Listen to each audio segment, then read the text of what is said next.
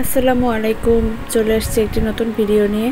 আজকে রান্না করব কবুতর এবং পটল দিয়ে ইলিশ মাছ। এটা আমার হাজব্যান্ডের খুবই পছন্দের একটি খাবার। সো অফ সিজনে ইলিশ মাছ কোথায় পেয়েছি আপনারা নিশ্চয়ই সেটা ভাববেন। আমি আসলে ফ্রোজেন করে অনেকগুলো ইলিশ মাছ রেখে দিয়েছি যাতে অফ সিজনে খাওয়া যায়। ইলিশ মাছ এবং পটল কিন্তু আমার আগেই রান্না করা হয়ে গেছে। এখন আমার বাকি হচ্ছে কবুতর রান্না। তো আমি এখানে কবুতর রান্না করার জন্য মশলা কষাচ্ছিলাম। আর যে কোনো কিছু রান্নার আগে যদি আপনি মশলা খুব ভালোভাবে কষিয়ে নেন তাহলে কিন্তু আপনার রান্নাটা খুবই সুস্বাদু এবং টেস্টি হবে। তাই জন্য আমি এখানে মশলাগুলো খুব সুন্দর করে কষিয়ে নিচ্ছিলাম।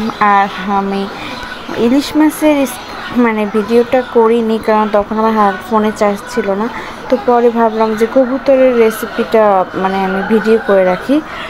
সো এই তো কবুতর রান্নার জন্য সবগুলো মশলা এক এক করে দিয়ে নিচ্ছি। আর আমি কবুতর আগে থেকে ভালো করে কেটে কুটে ধুয়ে রেখেছি। আর এখানে মশলা কষিয়ে তারপর কবুতরটাকে আমি আবার কষাবো, দেন পানি দিয়ে এটাকে ভালো করে কষিয়ে আবার মৌ দিয়ে নেব। তো কবুতর রান্না কিন্তু খুবই ইজি। আর কবুতরটা রান্না করছি আমার বাচ্চাদের জন্য কবুতরের মাংস খুবই উপকারী। কবুতর যেহেতু কচি থাকে আর এর মাংসটা খুবই সুস্বাদু হয়ে থাকে, তাই বাচ্চারা খেতে খুবই পছন্দ করে আর খাওয়াটা সহজ হয় ওদের জন্য। তো এই তো আজকে রান্নাবান্না আমার। কী রান্না করলেন কমেন্টে জানতে পারেন। আল্লাহ হাফিজ।